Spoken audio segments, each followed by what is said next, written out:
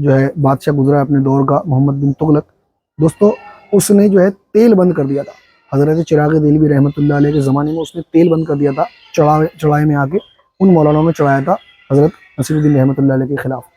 तेल बंद कर दिया। तेल बंद करने के बाद में हज़रत नसीरुद्दीन रहमतुल्लाह अलैह ने क्या किया कि अल्लाह का नाम लेके बिस्मिल्लाह पढ़ के जो हज़रत निज़ामुद्दीन औलिया के जो मज़ार है उसके अंदर जो बावली बनी हुई है उसमें से पानी निकाल कर और चरागों में डाल के, हज़रत निज़ामुद्दीन औलिया की दरगाह के पास जो बावली बनी है उसमें से पानी निकाला, चरागों में डाला और बिस्मिल्लाह पढ़ के जब आग लगाई तो वो चराग जल गए। तो इसीलिए कहते हैं कि दूसरी वजह जो रही वो ये है, जो इनको जो है चिराग देहलवी कहा जाता है। तो इस तरीके से दो वजह मैंने आपको बता दी कि एक तो हज़रत निज़ामुद्दीन औलिया ने इनका नाम रखा, सही वजह वो है, और दूसरी वजह ये है कि इन्होंने जो है चरागों में जो है पानी डालकर और उसको जला दिया था। करने के बाद जो आपको मस्जिद मिलती है, मस्जिद के बराबर में आप देखोगे कि हज़रत रहमतुल्लाह अलैह की दरगाह है, और दरगाह के सामने अगर आप देखोगे तो आपके दोनों भांजों की दरगाह है। ठीक है, इसी तरीके से यहाँ पर बहुत सारी और भी कब्रें बनी हुई हैं, और कब्रों के इनके हज़रत रहमतुल्लाह अलैह के भांजों के मकबरे के पीछे अगर आप देखोगे तो वहाँ पर जो मैंने आपको दिखाया था ना, वो तख्त रखा हुआ है जहाँ पर हज़रत रहमतुल्लाह अलैह इबादत किया करते थे, जिस तख्त पर बैठकर, तो वो तख्त रखा हुआ है, वो तो मैंने आपको दिखाई दिया है। तो इस तरीके से यहाँ पर जो है ये स्टेप बाय स्टेप जगह जगह बनी हुई है। बहुत ही खूबसूरत तरीके से यहाँ पर जो है मकबरे बने हुए हैं चारों तरफ, और सामने की तरफ एक और कब्र बनी हुई है। अगर मैं करीब से दिखाऊं आपको, असल में क्या है, यहाँ पर बराबर बराबर दो कब्रें बनी हुई हैं और कब्रों के बराबर में एक पेड़ लगा हुआ है। बहुत ही खूबसूरत नज़ारा है, देख सकते हो आप।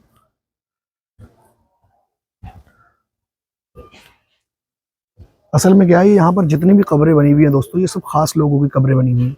पूरा का पूरा कब्रिस्तान है, लेकिन अगर आप रौनक देखोगे यहाँ की तो कितनी रौनक है। आमतौर पे कब्रिस्तानों में रौनक नहीं होती है। कब्रिस्तान में जब भी आप जाएंगे तो हौलनाकी होती है। कब्रिस्तान में आदमी जाता है तो वहशत में आ जाता है, वहशतनाक मंजर होता है कब्रिस्तान का। तो लेकिन जहाँ पर अल्लाह के वली के कदम पड़ जाए, इस चीज़ को आप ठीक से दिमाग में बिठा लें दोस्तों, कि जहाँ पर अल्लाह के वली के कदम पड़ जाए उस जगह का नज़ारा आप देख सकते हो।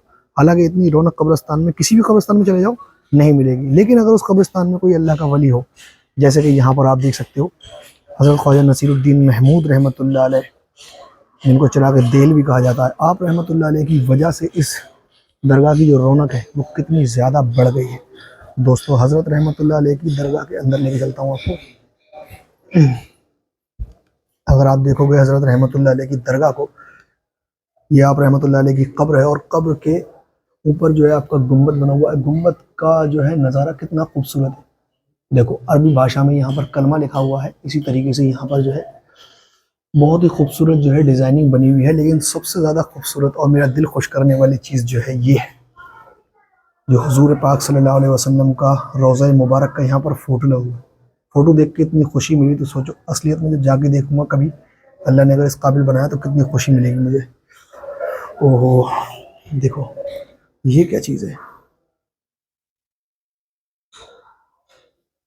ये ऐसा महसूस हो रहा है जैसे दूर से देखोगे तो ऐसा लगेगा जैसे कोई घंटी है, लेकिन घंटी नहीं है दोस्तों, ये सिर्फ खूबसूरती के लिए, सजावट के लिए बनाया है। ऊपर की तरफ अगर आप देखोगे तो यहाँ पर एक झूमर है, झूमर जंजीर में बंधा हुआ है, लटका हुआ है देखो, और ऊपर की तरफ कुरानी आयत लिखी हुई है, देख सकते हो आप। बहुत ही खूबसूरत नज़ारा। दरगाह के अंदर जो जालियाँ बनी हुई दोस्तों, उन जालियों पर भी लोग जो है अपनी मन्नत के कलावे बांध के गए, देख सकते हो आप। यहाँ पर कलावे बंधे हुए हैं मन्नत के। ये मन्नत के कलावे किस लिए बंधे हुए हैं दोस्तों, जब यहाँ पर लोग आएंगे, जब उनकी मन्नतें पूरी हो जाती हैं तो यहाँ से जो है कलावा को खोल कर लेके जाते हैं। देखो इसी तरीके से उस साइड में भी जो है कलावे बंधे हुए हैं। मेन एंट्री पे यहाँ पर कलावे बंधे हुए देख सकते हो आप, इस साइड में और उस साइड में भी। पीछे की तरफ अगर आप देखोगे तो यहाँ पर बहुत ही शानदार तरीके से पिलर लगे हुए हैं चारों तरफ। ये पिलर वाला डिज़ाइन अगर मैं देखूँ तो मैंने बख्तियार काकी रहमतुल्लाह अलैह की दरगाह पे देखा था, तो इसी तरीके का यहाँ पर जो है डिज़ाइन था। तो बख्तियार काकी रहमतुल्लाह अलैह की डिज़ाइनिंग जो है नीचे मैंने देखी, और ऊपर की तरफ अगर मैं देखूंगा तो यहाँ पर हज़रत ख्वाजा गरीब नवाज़ रहमतुल्लाह अलैह जो है अजमेर वाले, उनकी दरगाह का यहाँ पर डिज़ाइन लिया गया है। और यहाँ पर छोटी छोटी कुछ गुम्बदें बनाई गई हैं, बहुत ही शानदार। यहाँ पर एक अलग ही लेवल का जो है खूबसूरती और सुकून है। और अगर मैं यहाँ पर मस्जिद के बराबर में देखूँ तो यहाँ पर कुछ और भी कब्रें बनी हुई हैं दोस्तों, मैं आपको दिखाता हूँ। बहुत सारी कब्रें बनी हुई हैं, पूरा कब्रिस्तानी है ये। कब्रें भी जो है उसी ज़माने की हैं। क्या मोहम्मद शाह तुगलक जो था वो बड़े कच्चे कानों का बादशाह था, बेवकूफ़ बादशाहों में से उसकी गिनती है। उसको जो है नसीरुद्दीन रहमतुल्लाह अलैह के खिलाफ जो है उस बादशाह को भड़का दिया उस ज़माने के मौलानाओं ने। असल में क्या है दोस्तों, मौलानाओं की यहाँ पर मैं जो है क्या बोलते हैं, यहाँ पर तौहीन नहीं कर रहा हूँ आलिमों की, लेकिन मैं ये बताना चाहता हूँ आपको कि बहुत सारे मौलाना आज की डेट में या किसी भी डेट में हर दौर में ऐसे कुछ लोग ऐसे होते हैं जो अल्लाह वालों से जलते हैं, उनके खिलाफ जो है बातें करते हैं। बहुत सारे ऐसे होते हैं जो जो जिनके ऊपर जो है सिर्फ दिखावे की दाढ़ी, टोपी, जुब्बा, कुर्ता जो भी पहनते हैं वो सिर्फ दिखावे का होता है, अंदर कुछ नहीं होता, अंदर सब खुक्कल होता है। तो दोस्तों इसी तरीके से उस ज़माने में भी कुछ मौलाना थे जो मोहम्मद बिन तुगलक को हज़रत नसीरुद्दीन रहमतुल्लाह अलैह के खिलाफ भड़काया करते थे। और भड़काने का आलम ये था कि आपको भड़काया और उनसे ये कहा कि ये कहीं ऐसा ना हो तुम्हारे खिलाफ जो है कोई कार्रवाई करने लगे, तो ऐसा है इसको जो है अपनी यही नौकरी पर रख लो। हज़रत नसीरुद्दीन रहमतुल्लाह अलैह को जब बादशाह ने बुलाया और कहा कि तुम यहाँ पर नौकरी करोगे, तो हज़रत नसीरुद्दीन रहमतुल्लाह अलैह ने साफ मना कर दिया कि मैं जो हूँ यहाँ पर नौकरी नहीं करूँगा। उसके बाद जब आलिमों ने भड़काया कि आपके खिलाफ ये कोई कार्रवाई कर सकते हैं, फिर उसके बाद में हज़रत नसीरुद्दीन रहमतुल्लाह अलैह को बादशाह ने अपने दरबार में बुलाया और उनसे कहा कि आज के बाद तुम मेरे यहाँ नौकरी करोगे। हज़रत नसीरुद्दीन रहमतुल्लाह अलैह ने कहा कि जब मेरे पीर यानी निज़ामुद्दीन औलिया तुम्हारे बाप से कभी मिलने भी नहीं आए, महल में कभी मिले भी नहीं, तो तुम्हारी यहाँ मैं नौकरी कैसे कर सकता हूँ। हज़रत नसीरुद्दीन रहमतुल्लाह अलैह ने साफ मना कर दिया। उस दौर के मौलाना ने उन्हें भड़काया, बादशाह को चढ़ाया, कैसा है कि ये तुम्हारे खिलाफ कोई साजिश कर रहे लग रहा है, इन्हें जो है सज़ा दो या इन्हें अपनी या किसी भी सूरत से नौकरी पर रखो।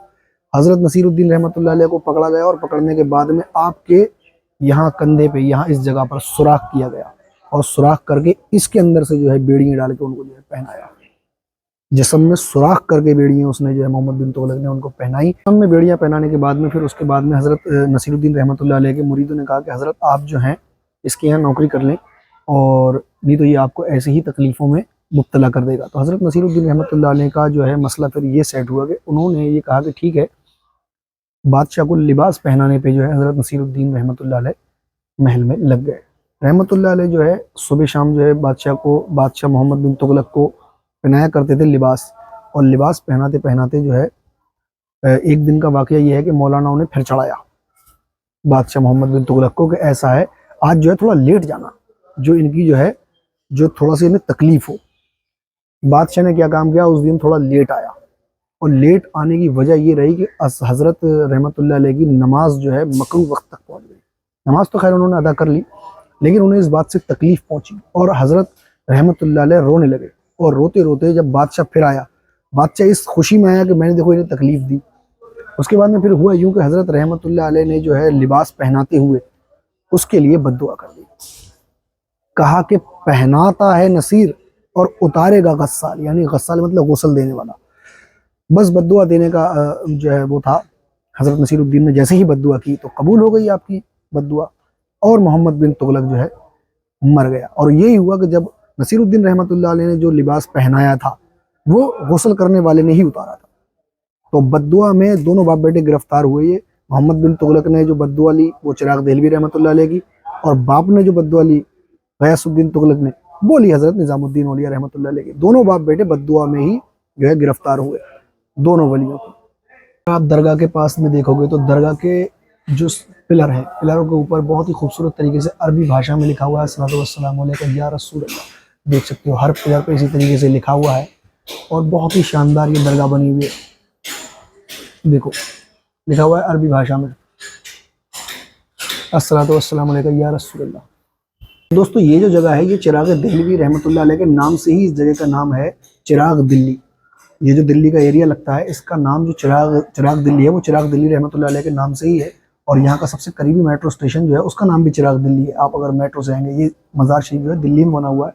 तो यहाँ पर ये मन्नतों के धागे इस तरीके से बने हुए हैं कि जैसे कि मतलब यहाँ पर जो है धागा बांध के चले गए और धागा बांधने के बाद में जब मन्नत पूरी हो जाती है तो यहाँ से धागा खोल के ले जाते हैं। देखोगे तो यहाँ पर बहुत सारी कब्रें बनी हुई है, ये उसी ज़माने की कब्रें बनी हुई हैं दोस्तों। और यहाँ पर जो हज़रत रहमतुल्लाह अलैह के भांजे का मज़ार है, भांजे के मज़ार में अगर आप देखोगे तो यहाँ पर जो है कुछ पिलर बने हुए हैं और ऊपर की तरफ अगर मैं गुंबद दिखाऊं तो सादी सी ही गुंबद है, कोई ज़्यादा मतलब कोई डिज़ाइनिंग इसके अंदर ख़ास नहीं है।